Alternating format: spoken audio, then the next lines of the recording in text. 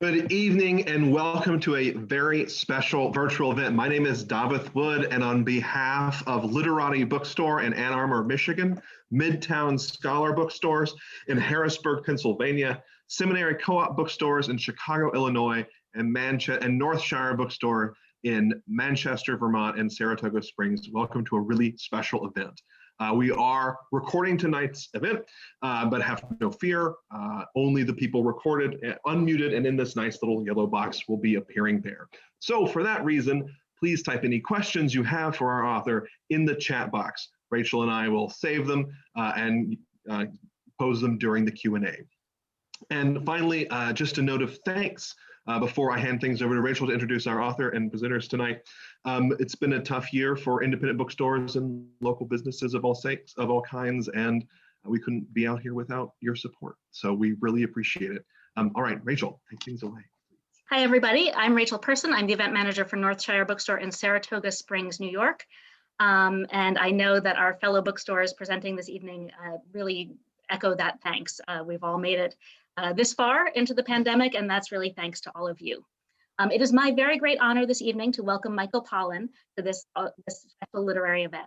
He is the author of 8 books, including How to Change Your Mind, Cooked, Food Rules, In Defense of Food, The Omnivore's Dilemma, and The Botany of Desire, all of which were New York Times bestsellers. A longtime contributor to the New York Times Magazine, he teaches writing at Harvard and the University of California, Berkeley. In 2010, Time Magazine named him one of the 100 most influential people in the world, which is something that actually a friend of mine and I were echoing the other day. We felt that he's one of the most influential thinkers of our adulthood. And he is with us tonight to talk about his new book, This Is Your Mind on Plants, an instant New York Times bestseller. Davia Nelson will be interviewing Michael this evening. She is one half of NPR's The Kitchen Sisters, co-producers of countless award-winning series, including Lost and Found Sound, the Sonic Memorial Project, and Hidden Kitchens. Their current NPR series, The Keepers, can be heard on Morning Edition, and they also produce the award-winning podcast, The Kitchen Sisters Present, and co-wrote the book, Hidden Kitchens, among many other incredible things on her resume. Please join me in welcoming them both to Northshire Live. Davia, why don't you take it away with your first question? Thank you, Rachel. Thank you, David. Welcome, Michael, and welcome to the stalwart communities of Northshire Books, Literati, Midtown Scholar, and the Seminary Co-op in Harrisburg, Pennsylvania. It's a pleasure and an honor for us both to be here with all of you at these bookstores. Yeah, let me just chime in to thank you all for your support of independent bookstores. It's just been so important over this past year and a half, and that it's one of the reasons Davia and I are here too, is in order to support independent bookstores, which are so vital to publishing and to the discovery of new talent. I don't think I would have had a career if not for, it wasn't going to be launched by Barnes & Noble or Amazon. It was because independent bookstores began handing my obscure first books to likely readers. So anyway, thank you for joining us and supporting this really important enterprise. Hi, Davia.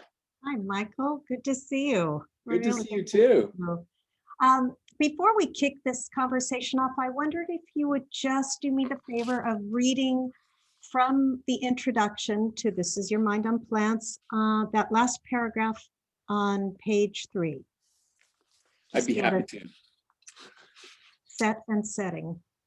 There is scarcely a culture on Earth that hasn't discovered in its environment at least one such plant or fungus, and in most cases a whole suite of them, that alters consciousness in one of a variety of ways. Through what was surely a long and perilous trial and error, humans have identified plants that lift the burden of physical pain, render us more alert or capable of uncommon feats, make us more sociable, elicit feelings of awe or ecstasy, nourish our imagination, transcend space and time, occasion dreams and visions and mystical experiences, and bring us into the presence of our ancestors or gods. Evidently, normal everyday consciousness is not enough for us humans. Your book is divided into 3 parts, 3 mind-bending molecules and the plants that produce them, opium, caffeine, and mescaline. let's start where you start with opium, where you walk that fine line between horticulture and jurisprudence. And You jail write and freedom. Jail and Freedom and Poppy Tea. You write, I love what you say. This story began as something of a lark and ended in anxiety, paranoia, and self-censorship. That sounds like a fun place to start. Yeah. So the first chapter of this book, or first section, it's divided into these three narratives or essays, details my misadventures growing opium back in the 90s. This was at the very height of the drug war under the Clinton administration. And I had received from my editor this underground press book called Opium for the Masses by a man named Jim Hogshire. And I was a gardener. I was spending a lot of time gardening at our place in Cornwall, Connecticut. And I thought, wow, I can grow my own opium? I had no idea. And they made it sound easy. You know, legally available seeds from Papaver somniferum was the variety. I'd seen them in the garden center and I just had no idea. I thought you had to, you know, live in Afghanistan and have an army of 10-year-olds armed with razor blades to make opium. So I wasn't so interested in using opium as I was to see if I could do it. And so I did it. And I started corresponding with Mr. Hogshire and asking him horticultural advice by email. And does he have any seeds I could use? And then within a few weeks, I get word that he's been arrested, that a SWAT team, 20 guys in black ninja suits, break into his apartment, throw him up against the wall, and arrest him on charges of manufacturing a scheduled substance, opium. The evidence was two things. He had a box of dried poppy heads he got from a florist in Seattle, legally available. You've seen them in every florist shop you've ever been in. And the second piece of evidence was a copy of his book, which proved that he had the intention of turning those poppy heads into poppy tea, which is a narcotic. And because it turns out that growing opium is legal up until the moment you know you're growing a controlled substance. So all of you who have heretofore been growing opium poppies legally no longer can. I'm very sorry. Anyway, when I realized that the government was interested in what I was doing and that I was on Jim Hogshire's hard drive, which had been seized by the police, it led to this summer of paranoia and investigative journalism as I tried to figure out what exactly the government was doing, messing around with a bunch of gardeners growing opium poppies. That summer, they removed the poppies from Jefferson's Monticello. The police, they were calling seed companies and telling them not to sell these perfectly legal seeds and plants. And they were busting a handful of people, but all very quiet. They didn't want to call much attention because they thought that Jim's book was going to create a big fad. Anyway, I wrote this piece after this, you know, summer of night sweats and bad dreams. And when I handed it in, the lawyers said, look, you have a problem here. This is a confession. And you should think twice about publishing. In the end, on legal advice, I decided I could publish, but I had to censor it. I had to take out two scenes that were thought to be particularly antagonistic to the government. One was the recipe of how to make poppy tea, and the other was the trip report. How does it feel to drink poppy tea?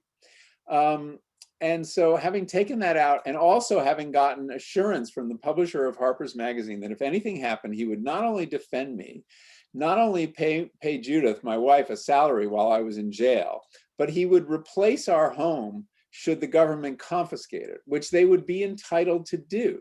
I don't know if people realize, but if your garden is guilty of growing a controlled substance, even if you are never convicted, your garden can be convicted and confiscated and sold by the police to buy squad cars.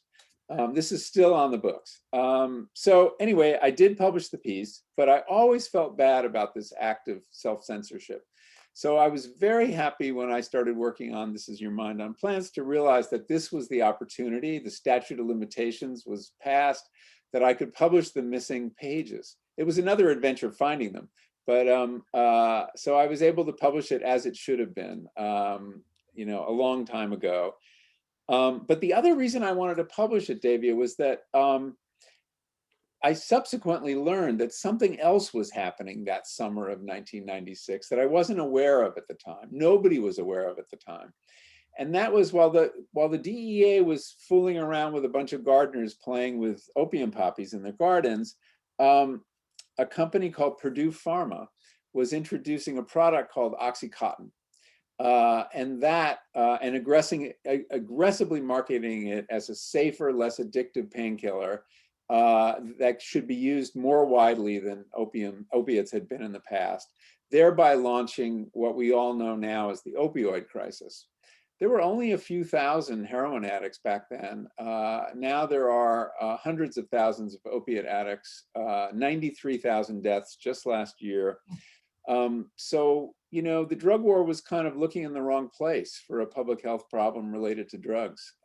It began with legal drugs. Well, so ironic too, isn't Purdue Pharma like 7 miles up the road from where you were growing? A little further down the road. Yeah, they were in Stamford and I was in Cornwall, Connecticut, connected by Route 7. Those of you in Vermont know Route 7 well.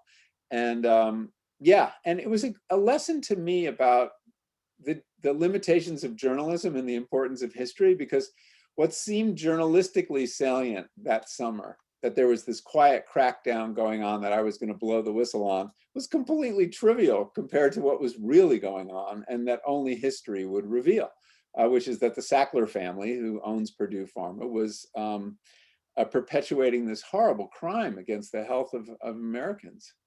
That would come home to roost. Yeah. The other piece of history that I loved that was in that chapter was talking about when the war on drugs rather, begins with Nixon, and that interview that you refer to with John Ehrlichman. I wonder if you might talk about that. Yeah, this is an amazing quote. John Ehrlichman, you'll recall, was Richard Nixon's domestic policy advisor. He ended up going to jail for crimes committed during Watergate. In 1970, Nixon launches the war on drugs. It's presented as you know, a public health problem that needs to be addressed, the drug problem. But in an interview he gave in the 90s to a journalist, Dan Baum, who's writing a book on the drug war, Ehrlichman kind of peeled back the curtain on what was really going on. He explained to this journalist on the record that our biggest enemies in the Nixon administration were hippies and blacks. And we realized that if we went after the drugs that they used, LSD and cannabis in the case of hippies, and cannabis largely in the case of blacks, we would have a tool to harass them, to demonize them, to discredit them. And that's what it was about. It was never about the drugs. He actually used those words. Astonishing confession and such amazing cynicism. And it's important for us to remember that the drug war, which thankfully seems to be drawing to a close, or at least we can glimpse the end of it, was begun as a political rather than public health move on the part of the government. You were in the New York Times, I think it was last Sunday, the opinion piece, and what was that line that you said about after half a century spent waging war on drugs, Americans seem ready to sue for peace? Yeah, I mean, just look at the 2020 election. There were 5 ballot initiatives, 4 of them in traditionally red states, to legalize marijuana. Now 18 states have legal recreational cannabis. Another bunch have medical marijuana. But there were some other really interesting things that happened. The city of Washington voted to decriminalize plant medicines, psychedelics in the large. And in Oregon, there were 2 ballot initiatives. 110 decriminalized all drugs, including hard drugs. People arrested will move into therapy programs, treatment programs. And they passed an initiative that would specifically legalize psilocybin therapy, that obliges the state of Oregon, this is quite remarkable, to not only certify and train psychedelic guides, but to license growers of magic mushrooms to administer them. And this will be available in 2023 And you don't need a psychiatric diagnosis. You just have to want psilocybin therapy. Now, whether the feds will sit still for this remains to be seen, but the government in Oregon is quite serious about implementing this. And then the California State Senate just passed a bill, June 1, legalizing psilocybin, not for commercial use, but possession, growing, possession, and sharing, social sharing of psychedelics, including LSD and MDMA. So there's a sea change underway, and you know, Chuck Schumer just introduced a bill to make cannabis legal across the country. So I think the drug war is really running out of gas, and not a moment too soon. I mean, it's what it has. The collateral damage has been extraordinary. I mean, you have, you know, hundreds of thousands of African Americans have been arrested. Half the drug crime prison population is African American. So it really has been a racist war. And then we've also, you know, it's also just kind of completely undermined governments in several South American and Central American countries by empowering the cartels, who now have more power than the government of Mexico or the government of Colombia. It's just been so destructive. And but once it's over, we face another challenge. You know, how are we gonna like use these drugs? How are we gonna safely fold them into our culture? And that's one of the things I really wanted to address in this book is launch the conversation about the drug peace, if you will.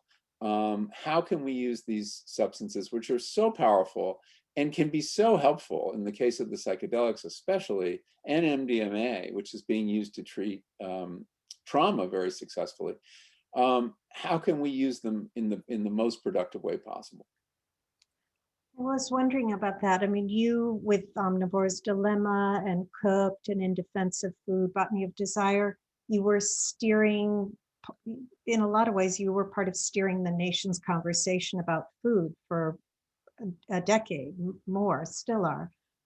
And now you've moved with the last two books, and This Is Your Mind on Plants and How to Change Your Mind, to your steering in a lot of ways, part of the group steering this conversation nationally, globally, about psychedelics, about psychoactive drugs, about these things. And I wonder what made you, how did that evolution happen? Why did you walk across that threshold? Yeah, it seems like a kind of abrupt switch. But in my mind, there's a lot of continuity. Both are things we ingest that nature produces. And my interest as a writer has always been our engagement with other species in the natural world and how we change them and they change us. You know, corn acts on us, you know, too, in dramatic ways and has changed the course of our history. So my uber subject as a writer is the human engagement with the natural world. And if that's the trunk of the tree, a big branch obviously is food, because that's the most powerful way we affect nature is through our agriculture. And of course, it affects us because we're dependent on these plants that feed us and the animals that feed us. But another really interesting branch that I discovered early on in my gardening career was the fact that, you know, as I said in that passage, there seems to be this universal desire to change consciousness. It's just along with the sex drive, the drive to eat, and the drive for survival, we have this interesting drive to change consciousness. And what is that about? What is it good for? And why? And how was it that these plants evolved precisely the molecule that can unlock keys to human consciousness and change it in profound ways?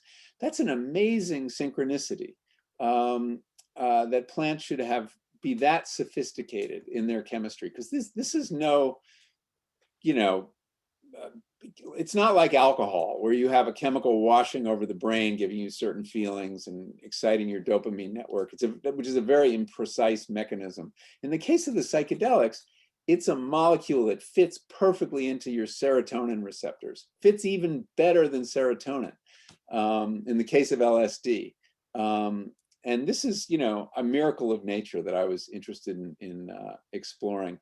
And the last continuity, as I see it, is health. I'm very interested in human health, physical and mental, and they're not so different, obviously. And so I've written about nutrition, and I got very interested in mental health. And the fact that what drew me to psychedelics as a subject was reading about these experiments going on, giving psychedelics as a mental health treatment, and that they had the potential, and the research has borne this out since I published How to Change Your Mind, to really help alleviate human suffering and a mental health crisis that's really getting out of control. You know, we have very few tools to deal seriously with mental health. We have drugs that address symptoms, but the promise of drugs that might actually address causes, which is what psilocybin and MDMA represent, is really exciting. So you know, once I stumbled on that, there was just no question I was going to write about it. The mystery for me was, where was everybody else? Why wasn't anyone else writing about this? Normally you're writing and you're in this like race, you know, who's gonna get this book out in first? And I everywhere I went, and journalists are always asking sources who else they talk to, and, you know, just figuring out who's on their tail. And there was nobody on my tail. And what's happened since How to Change Your Mind? Are there, Well, are a you lot in a has pack? happened. There is definitely more psychedelic journalists. It is becoming a beat, which is exciting. I just met last night with a young woman, Madison Margolin, who edits a magazine called Double Blind. And she's a young graduate of Columbia Journalism School, and she's devoting her life to covering psychedelics. And she knows tons about the field. So I think that there's a generation coming up, as there was with food journalism, you know, beginning after Eric Schlosser's book, Fast Food Nation, which I think really launched the food movement in 2002, or the modern food movement. I think we're going to see a whole crop of psychedelic journalists, and not a moment too soon. It's a wonderful story because it's, you know, there's the scientific side, the mental health side, the natural history side, the cultural side. It's one of the, like food, it's one of those really rich interdisciplinary topics. And those are exactly the kind of topics I'm most drawn to. The sequence of your book is opium, caffeine, peyote. And I was thinking caffeine next, but what you're just saying makes me want to leap to peyote. It just seems, I reread that chapter again today, and it is just so moving, so powerful, and the history of peyote and the contradictions. And if you're all right with that, can we leap? Yeah, I'm happy to talk about that. Okay. So I wanted to write about mescaline, which is the chemical produced by peyote and another cactus called San Pedro. Peyote has been used in the Americas for 6,000 years. It's one of the oldest psychedelics. It's currently used in the Native American Church, which has like 250,000 members. American Indians have the legal right to use peyote in their religious observances. And I was interested, you know, in How to Change Your Mind. I really stuck very close to the science, because I understood that this was a fringy topic in 2018, and that science is the discourse that has the prestige in our culture. If you want to get people to pay attention, you don't talk about shamanism. You talk about guys in lab coats, and they are mostly guys. But I got very interested in the fact that even though psychedelics were fairly new to the West, they really don't show up until the 1950s. We heard about them in the 60s, they go away for 30 years in the 70s, and then start coming back in this renaissance that book was charting. Other cultures have been using them for thousands and thousands of years. And as we struggle with how to mainstream them, how to introduce them into culture in a safe way, one of the models we have is our native cultures, indigenous cultures, because they have done the hard work, the trial and error. So I wanted to look closely at how Native Americans are using them. And it's the most remarkable tool that they found. At the precise moment where American Indian culture was being destroyed by federal policy. I mean, this was a moment in the 1880s where we were forcing nomadic Indians to live on reservations and take up farming on really shitty land we gave them in Oklahoma. And they were living on government rations. We were giving them corn, and many of them didn't know that you were supposed to eat it, that it was actually, they gave it to their horses. But they were people who lived, followed the bison around, and it was just a horrible dislocation. At the same time, we set out to destroy their culture by making illegal their religious practices. And that was true until the Carter administration, believe it or not, that Indian religious practices were illegal in America. Keep in mind that white people came to this country for the purpose of finding religious freedom, which they then proceeded to deny the people who were living here when we got here. But we were also taking Indians away from their families, kidnapping boys, essentially, cutting off their hair and putting them in boarding schools with the avowed aim, in the words of one headmaster, to kill the Indian and save the man. So this was a very low point. And at that point, Native Americans rediscovered a tradition that had been common among Indians in Mexico and southern Texas of using peyote. And they started a new church, which they kind of disguised as a Christian church. They'd have a Bible around, they'd talk about seeing Jesus, but that was all cover. It was very much a way to preserve their culture. And they were using peyote in a very rigidly choreographed ceremony. Everybody sits around a fire, staring at the fire. There's someone officiating. There's a fireman, a cedar man, a water carrier, and a roadman who leads the ceremony. There's usually one person in need of healing who everyone focuses their energy on. And that person may be dealing with alcoholism, which was an enormous problem on the reservations, or someone, in a bad marriage, someone having a rite of passage, whatever it was. And they would pass around this basket of peyote buttons. It's a little cactus. It looks like a pincushion, grows very close to the ground, grows very slowly. And people would eat the whole thing. It doesn't have spines. And it would put them into this state, this altered state. It wasn't kind of radical hallucination, but it kind of allowed everybody, along with the drumming and the singing, to get on the same emotional page and bring their energy to the healing of this individual. And the Native Americans I interviewed said this was one of the most powerful tools for preserving Indian culture on the verge of its extinction. And it goes on. And in 1994, after the Supreme Court had taken away their right, Antonin Scalia had written a decision in 1990 that said that the drug war had to take precedence over religious practices of Native Americans. Thank you, Mr. Freedom Libertarian. And but 4 years later, President Clinton signed a law giving Native Americans the right to use peyote, and they've preserved it ever since. And the church has grown. It's now 250,000 members strong. And it's really been important. But what they have to teach us, I think, about the safe use of psychedelics or the constructive use of psychedelics is the principles underlying it. We're not going to take their ceremony whole. It doesn't really fit with our culture. But there's some fundamental principles, such as there's always an elder involved to God, who knows the psychic terrain. It's done in a group, and it's done for a purpose or an occasion. It's not just for fun or thrills. And lastly, it's done in a container of ritual.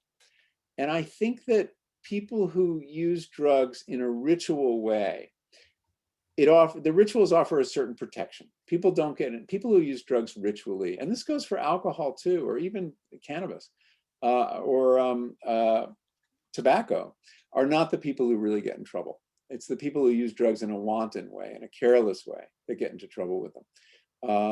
And in an antisocial way.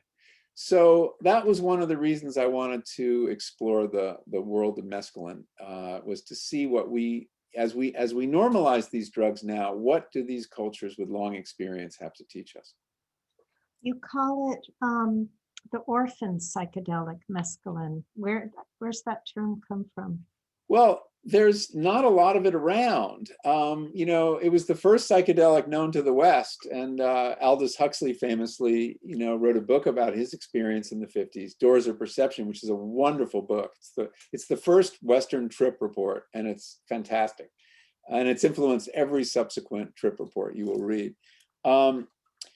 But it disappeared from commerce, more or less. You don't find it. And I think the reason had to do with the fact that you need more of substance. You need like 400 or 500 milligrams, like 2 fat capsules of synthetic mescaline, whereas LSD is so light, it's measured in micrograms, millionths of a gram. So you can put a little LSD on a blotter paper.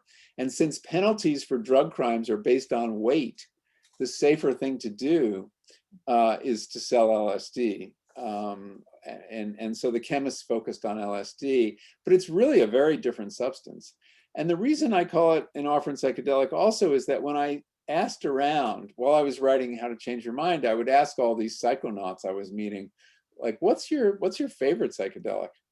And to a person, they would say mescaline is the king of materials. And it'll always be my favorite, even though they hadn't had it in like 20 years. So I got very curious about that too. And the phenomenology of it, to use a fancy word for the experience of it, is really distinctive. I had occasion in service to you, dear readers, to try it so I could describe what it'd be like. And a grateful nation salutes you. Somebody had to do it. And it was very different than LSD or psilocybin in that I thought it was the perfect drug to take during the pandemic when we were all feeling claustrophobic and, you know, in our limited worlds, no travel. I said, oh, a psychedelic trip is exactly what the doctor ordered.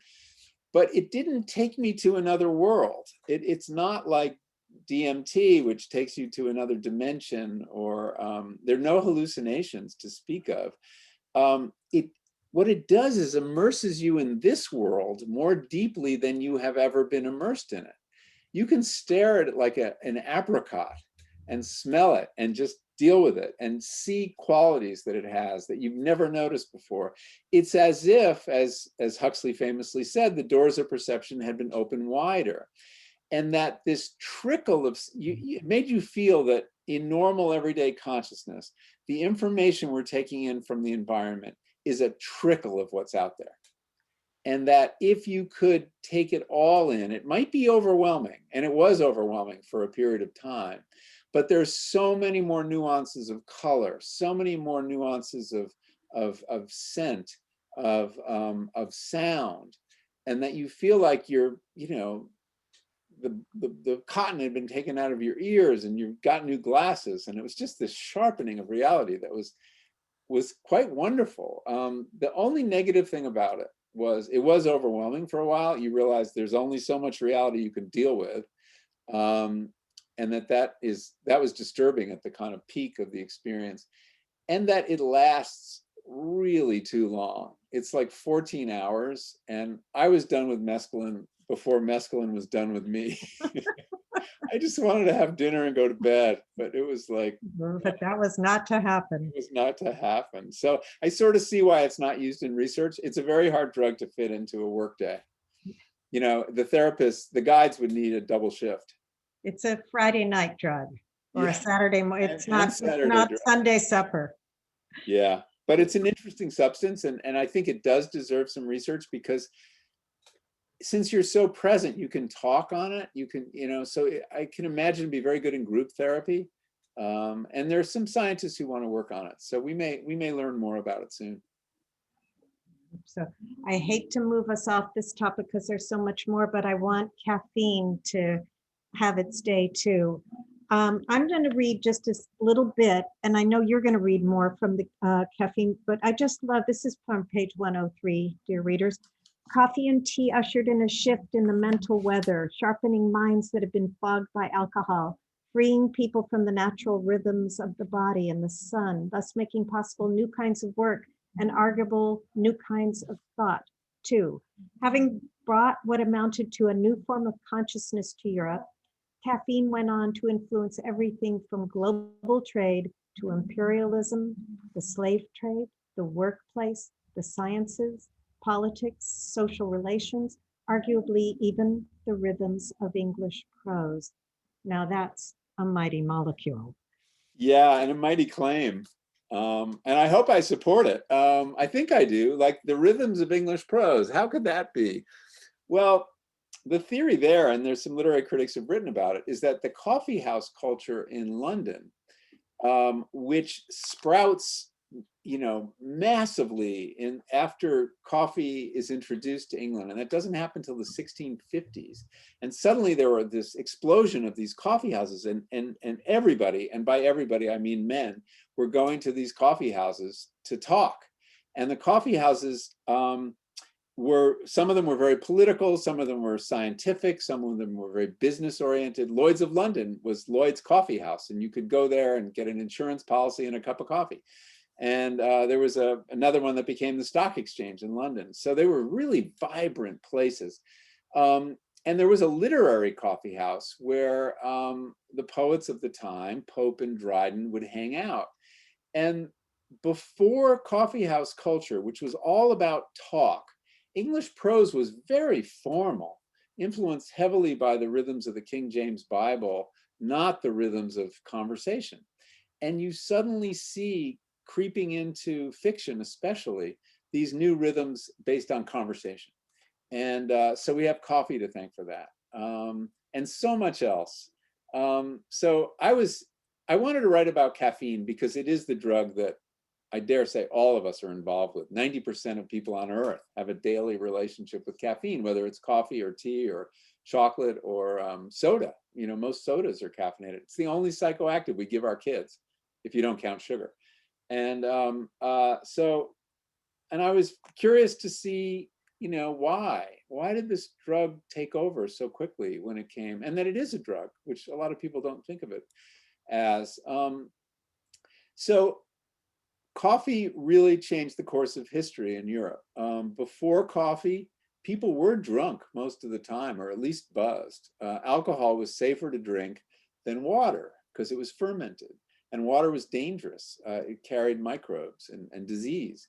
But a people that was drinking that much could not do certain things well, like double entry bookkeeping, like operating heavy machineries, like working a night shift. All the things you need for an industrial revolution, caffeine supplied, with the exception of the coal. It was as important as the coal, though, in fostering the kind of consciousness that would allow for the rise of capitalism, that would encourage the Enlightenment, because caffeine contributes to a focus, linear thinking, abstract thinking. Think about how you feel after your first cup versus before your first cup. And so it was a kind of consciousness that was a boon to civilization. Whether it was a boon to our species is a slightly different question, of course, because it did disconnect us from nature, from the rhythms of the natural world, from the rhythms of the sun.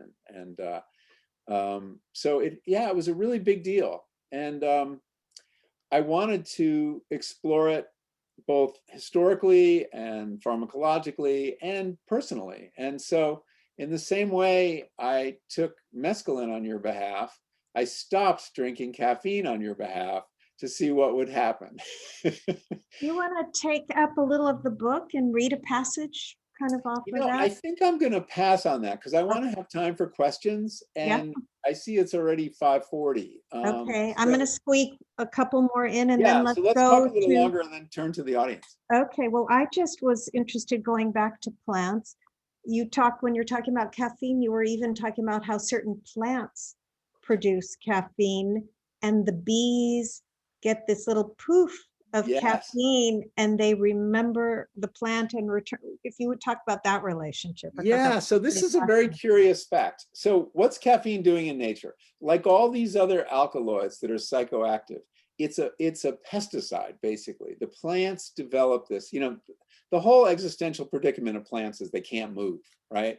I mean, vines can twirl and things, but they can't get up and move. So they need poisons to take care of their pests. And then they need other chemicals to attract animals to them to do what they can't do, which is move their genes around. So they've got really good at chemistry and at neurochemistry in particular. So caffeine is a pesticide. There's some wonderful experiments NASA did giving chemicals to spiders to see what their webs look like. And the caffeinated spider web is the most fucked up one of all. I mean, it's worse than LSD. It just would not do anything. You know, birds could slip through this thing. But it also prevents plants from growing in the area immediately below the plant that produces caffeine. But German scientists found out something really odd, which was that caffeine was showing up in the nectar of certain flowers. That's really bizarre because you want to attract insects, not kill them or discourage them. And they found that there was a reason for it. And it turns out that honeybees like caffeine too. And that if you give them a small enough dose, they will, we don't know if they feel buzzed at all. There's no reports of this, but it does change their behavior. It makes them work harder. Their waggle dance gets more extreme. This is how they tell other bees where to go. Their memory of where they experience caffeine becomes sharpened. So they go back preferentially to those flowers that gave them caffeine. Basically, it makes them better pollinators. It does for them exactly what it does for us, makes them better workers.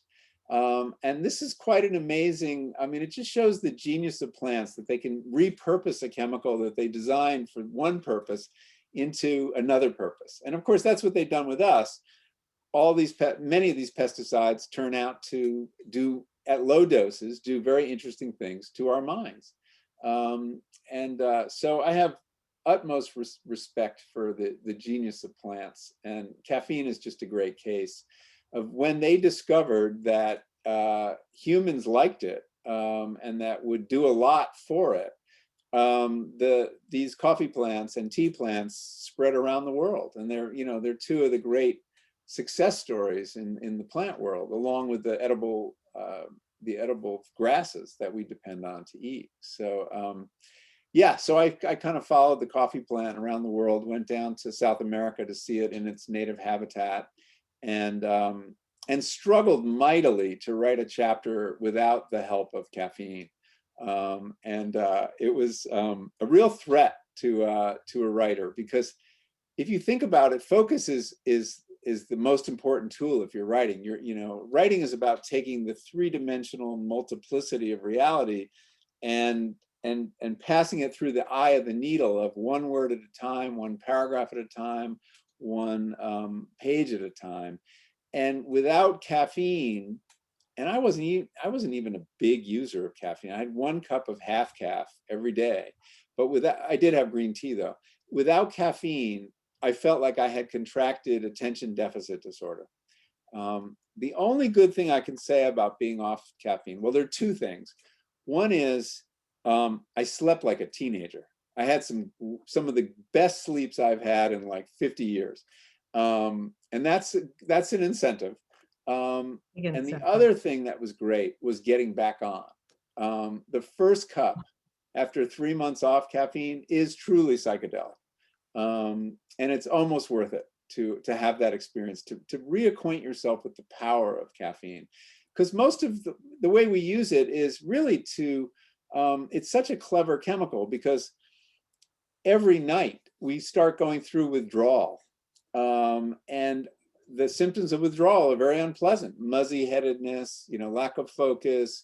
Some people actually have headaches and flu-like symptoms. But in the morning, the symptoms aren't so bad that we can get through the night. But in the morning, that first cup is not so much about the lift you get from coffee, although there is that lift. Judith calls it her cup of optimism, but that it's relieving withdrawal. And that's why you hear people say, I'm not civil until I have my first cup of coffee. I can't talk to you until I have my first cup of coffee. That's because they're going through withdrawal and they need their fix. All right. And on that note, dear readers in Vermont and Pennsylvania and Chicago and Ann Arbor. Let's go to your questions. I think David is gonna, and Rachel will helm this part of it. We have so many great questions. We've been culling them all from the chat as we went. There are tons. We may not get to all of them, but we'll get to as many as we can. And we'd like to kick things off with one that actually just came in from Nicole, saying, I haven't finished the book yet, so forgive me if this is answered there, but where do you think the line is between what we classify as a drug and a drug? What do you think? What do you think that we think of why do you think that we think of caffeine differently from opium? Well, I think in general, there are certain substances that grease the wheels of modern civilization, of capitalism, of the way we live, that don't disrupt society so much as make it operate more efficiently. And I think caffeine is definitely in that class. You can imagine a context when it wouldn't be, and the contexts are always changing historically. So, for example, in the midst of that coffeehouse culture, when Charles II was restored to the throne, he felt very threatened by coffee because all these people of different classes, and the coffee houses were classless, men of any class could come. They were talking about insurrection, and he felt threatened, and he tried to crush coffee. He banned it for a period of time. It didn't work. So in general, I think that's why we accept caffeine in a way we don't accept opium, but that's not quite true, of course. Opiates are a very important part of the pharmacopoeia. For thousands of years, it was really the main drug because all you could do was deal with pain. And it is, we all think of it now as a poison and a curse, but of course it's also a blessing. And it's very important in the case of drugs that we're able to hold those two contradictory ideas in our minds. The Greeks called them pharmakon. Drugs were pharmakon. That meant poison and medicine at the same time. And opiates certainly qualify that way. They're very important. Surgery would be very hard to withstand without opiates. Death would be harder than it is without opiates.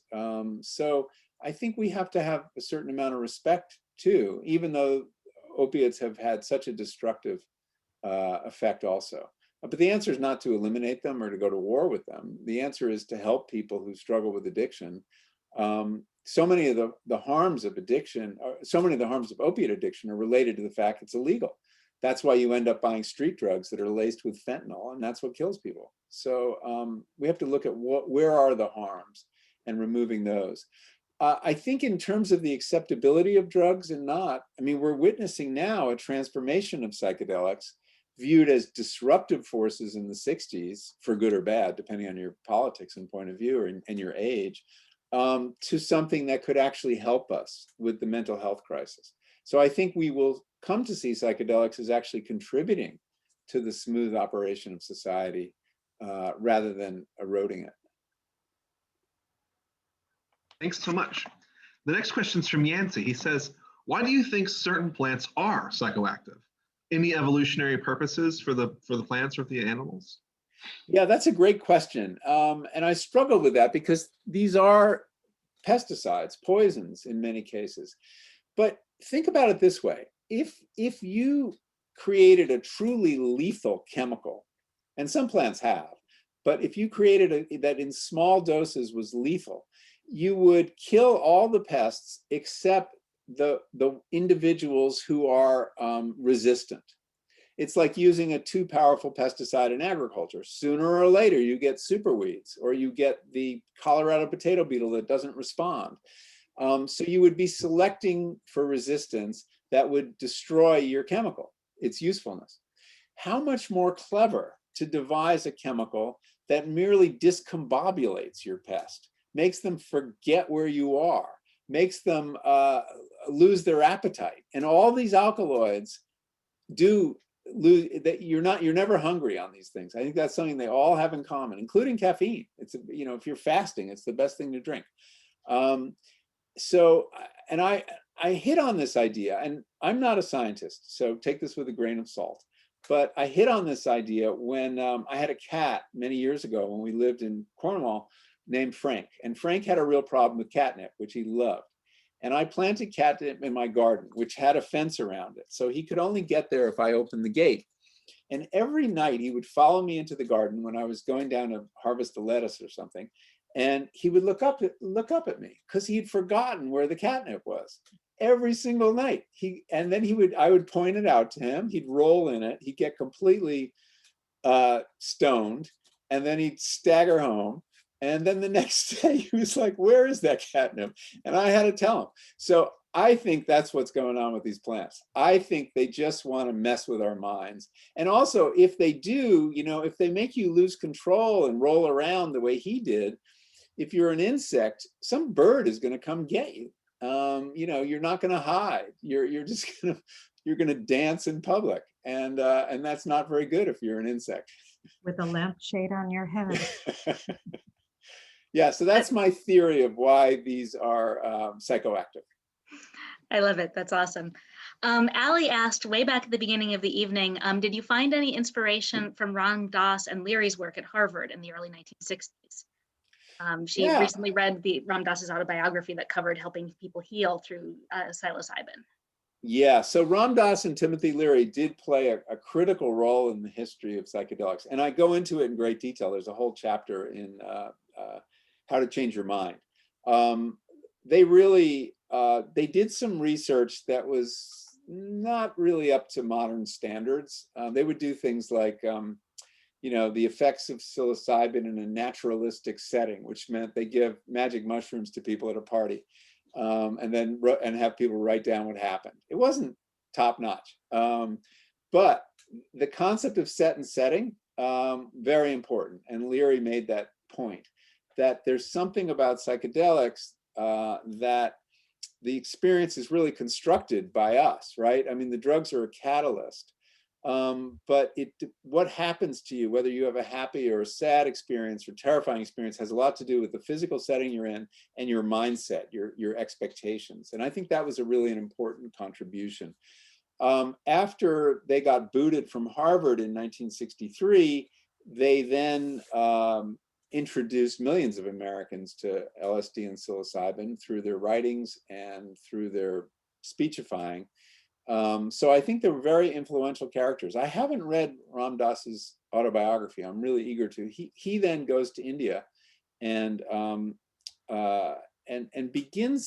is the first to strike out on a path that became quite common in the 60s, which is many people who were turned on by psychedelics to altered states of consciousness discovered Eastern religion, Buddhism or Hinduism. And American Buddhism, and this was a subtext in that in How to Change Your Mind, would not exist if not for psychedelics. All the important figures from John Kabat-Zinn to the names are escaping me, Kornfeld, and anyway, many of these figures, I'm sorry they're not coming to mind right now, started on psychedelics and had an experience that convinced them that there were other states of consciousness they could achieve in other ways besides chemistry. And they, Jack Kornfeld, sorry, and they, but you couldn't use psychedelics as a practice. You can't use them that often. So they began meditating. And they went to Asia and came back and introduced Buddhism to America, which has been a very significant movement that I don't think would have happened if not for psychedelics. Thank you. Melissa and Alexis both asked in the chat about kratom, whether it appears in the book and what your thoughts are on its use. This will be a short answer. Don't know anything about it. Doesn't appear in the book. Barely know what it is. Need to look it up. Sorry, you'll do better with Google than me. Fair enough. The next question is from Colleen, asking, you talked a lot about the potential psychological healing benefits of psychoactive drugs. What else about the brain are scientists learning through the use of these drugs? Well, psychedelics are a really interesting tool for exploring the brain and the mind. And already, I think we've just begun this work, but already we've learned some interesting things. One of the most interesting was that there is a network in the brain that we're realizing is incredibly important called the default mode network. And this connects certain centers in the front of the brain, executive function, to areas of the brain that go much deeper into memory and emotion. And the default mode network is involved in the creation of a sense of self. The narratives we tell ourselves are told in the posterior cingulate cortex, which is part of this network. Time travel happens in this network, the ability to think about the past and the future, both of which you need a sense of to construct an identity. If you lose your memory, you don't have an identity. So what happens under the influence of psilocybin, and they did this by putting people in MRI machines and giving them an injection of psilocybin or LSD, is the default mode network goes quiet. And its deactivation correlates with reports of ego dissolution, this sense that your self is disappearing in the experience. So it has helped us understand something about this formation of self and what it's dependent on, the neurocorrelates of self, if you will. So that's a really interesting finding. And it may help explain why they work therapeutically.